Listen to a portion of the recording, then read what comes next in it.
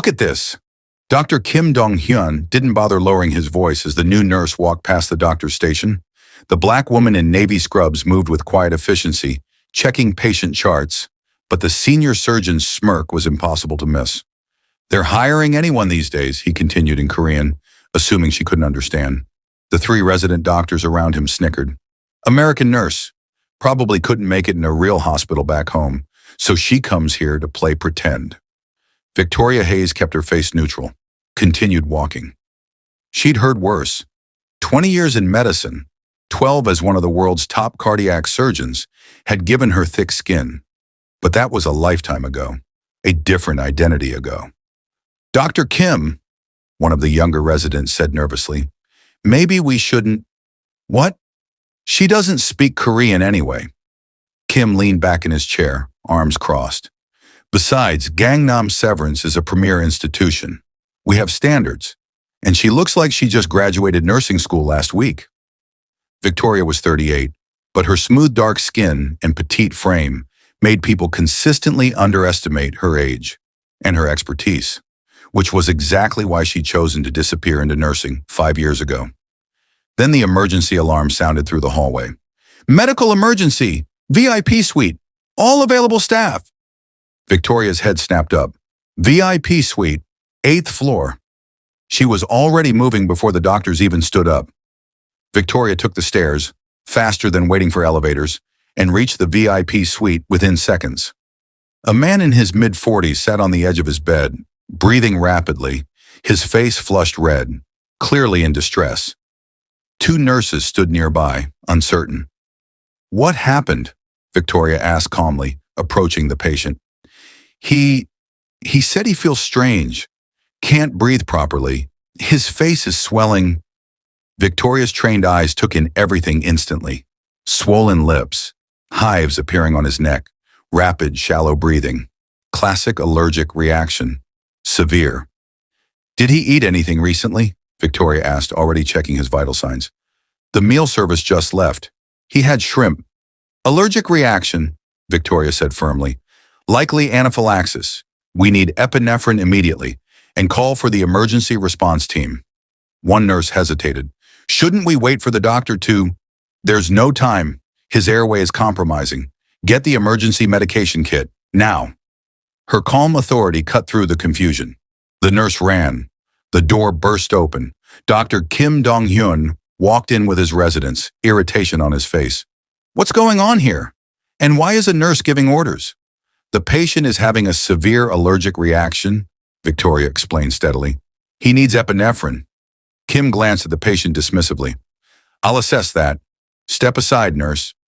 Doctor, his symptoms are progressing rapidly. I said step aside. Kim moved to examine the patient slowly, methodically, asking questions while the man struggled to answer through his swelling throat. Victoria's jaw tightened. Every second mattered. The patient's breathing became more labored. His lips were turning a concerning shade of blue-purple. Dr. Kim, Victoria said urgently, he needs epinephrine right now. I'm the physician here, nurse. I'll decide the treatment plan. The nurse returned with the emergency kit. Kim took it, moving with frustrating slowness, still questioning the patient about his medical history, while the man gasped for air. Victoria made a decision.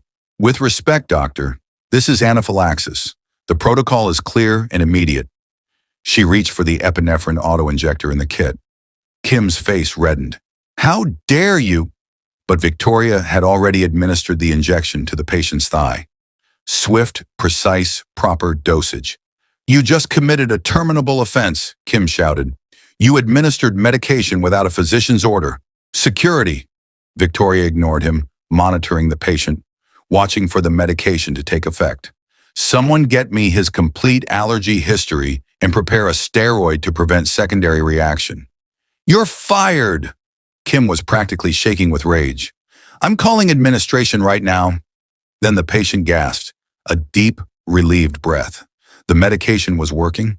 Color began returning to his face. The swelling started to reduce. The patient's eyes opened, focusing on Victoria with sudden recognition. Victoria? His voice was hoarse but shocked. Dr. Hayes? Is that really you? The entire room went silent. 5 years earlier, rural Philippines, medical mission. Dr. Victoria Hayes stepped out of the mobile clinic, wiping sweat from her forehead.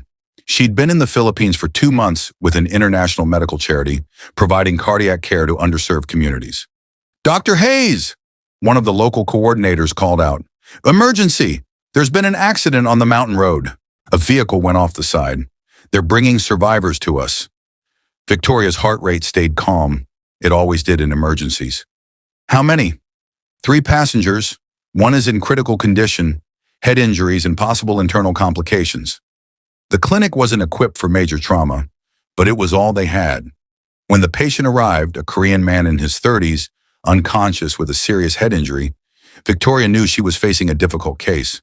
The nearest proper hospital was 3 hours away. He wouldn't survive the journey without intervention.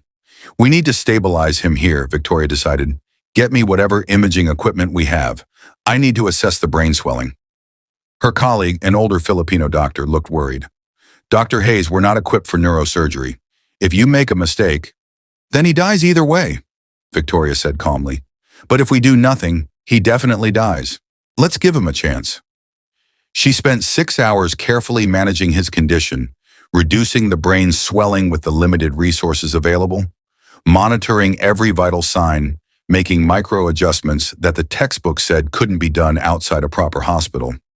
When Lee Tae-jin woke up 18 hours later, the first thing he saw was Victoria's calm face. "You're awake," she said with a gentle smile. "Welcome back." "Who are you?" "Dr. Victoria Hayes. You were in an accident. You're going to be okay." He grabbed her hand weakly. "You saved my life. I just did my job." "No," he said with certainty. "You did something extraordinary. I owe you everything." 2 weeks later, Victoria received news that would change her life. The charity organization was shutting down due to funding issues. Dozens of similar clinics would close. Thousands would lose access to care. Victoria felt the weight of helplessness crush her.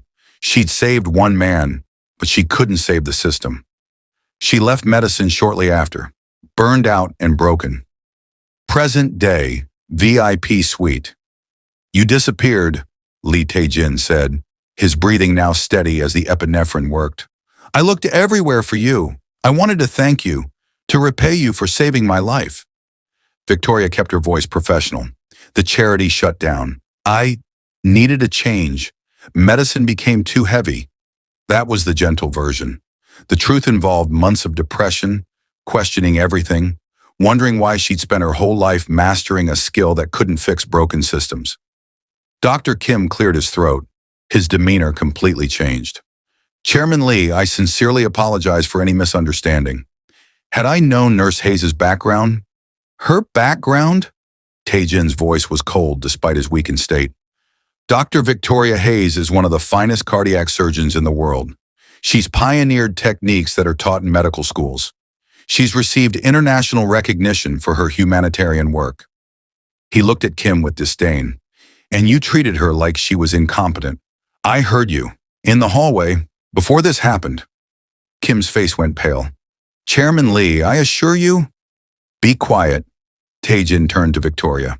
"Why are you working as a nurse? You were brilliant. You still are." "Because being brilliant wasn't enough," Victoria said quietly. "I got tired of watching good people suffer because of broken systems I couldn't fix. What if you could fix them now?" 2 hours later, Lee Tae-jin was stable in a private recovery room. Victoria had supervised his care personally, ensuring every detail was perfect. Dr. Kim Dong-hyun waited outside nervously. When Victoria emerged, Kim approached with a forced smile. "Dr. Hayes, I had no idea about your impressive credentials. Had I known, you would have treated me like a human being?" Victoria's voice was calm but pointed.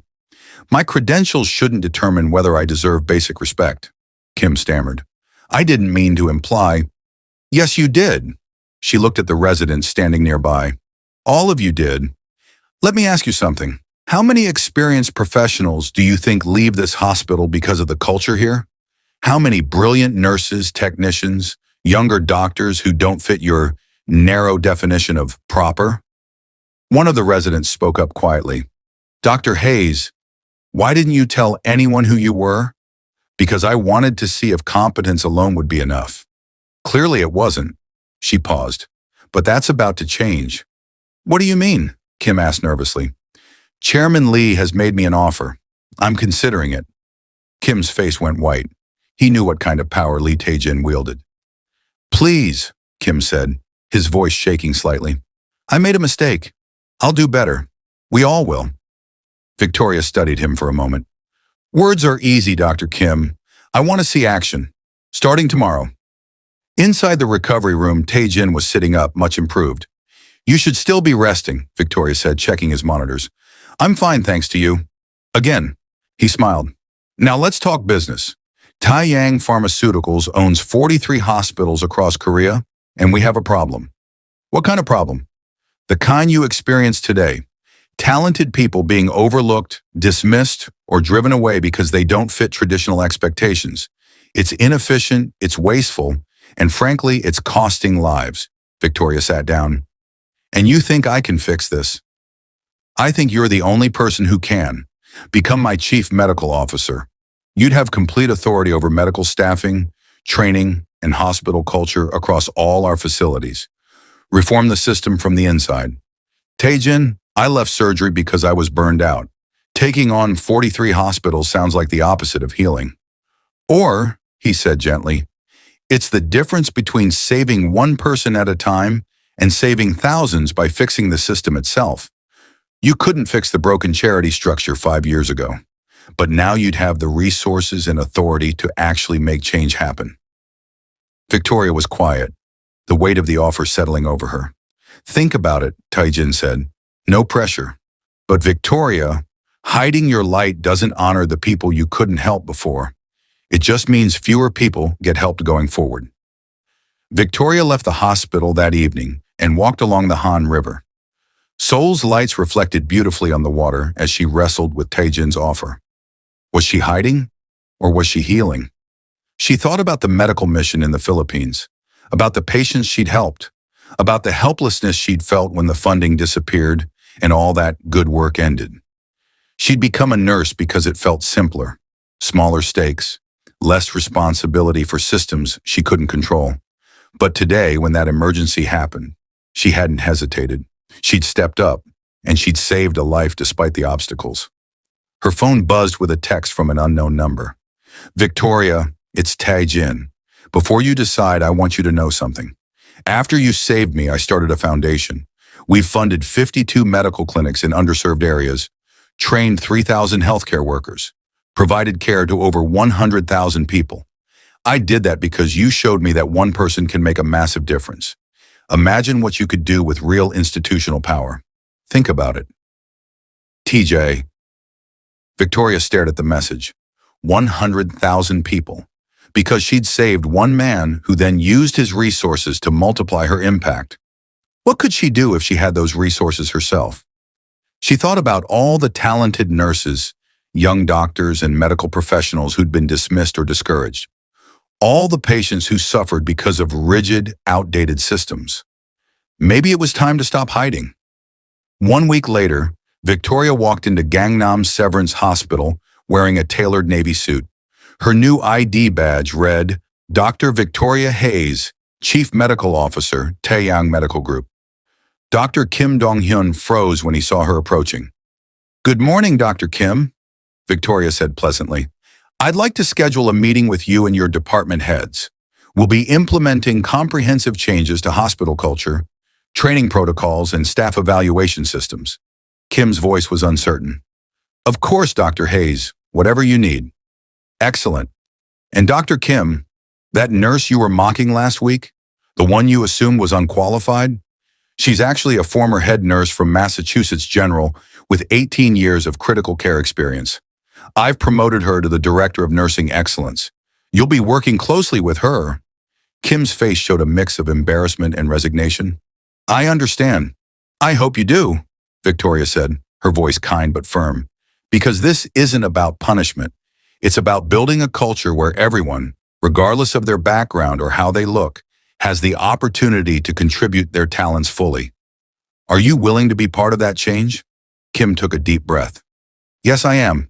And Dr. Hayes, I genuinely apologize. I was wrong. Victoria nodded. Apology accepted. Now let's make sure it doesn't happen again. To anyone. She continued to the executive elevator where Lee Tae-jin waited, now fully recovered, smiling broadly. How does it feel, boss? He asked. Terrifying, Victoria admitted, but also right. Like I'm finally where I'm supposed to be. Good, because we have 42 more hospitals waiting for transformation. Ready? Victoria smiled, feeling truly herself for the first time in 5 years. Let's change everything, she said. And they did. The moral lesson of this story is that your worth is not determined by others' ability to recognize it, but you have a responsibility to use your gifts, even when they go unappreciated.